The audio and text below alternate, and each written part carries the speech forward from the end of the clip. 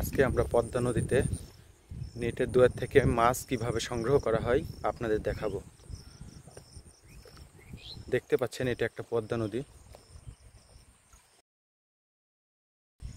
তো দেখি আমরা নেটের দুয়ারে কি মাছ পাওয়া গেছে।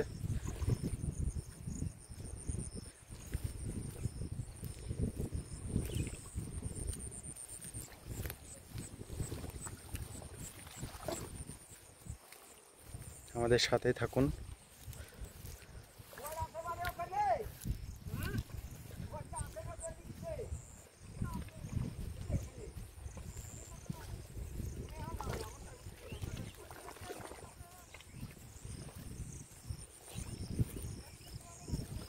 এই যে দেখেন নেটের দুয়ার, মাছ সংগ্রহ করে তারা চলে গেছে। এই যে দেখেন চায়না দুয়ারে কত সুন্দর মাছ পড়েছে দেখেন। বাহ, একবারে তাজা মাছ দেখতে পাচ্ছেন। কত বড় চায়না দুয়ার দেখেন।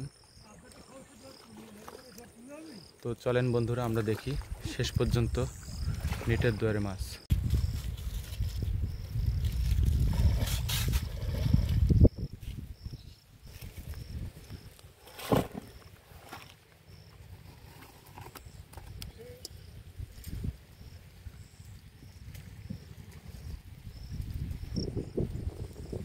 চললাম না রে, আমার তো আসলে গেছে।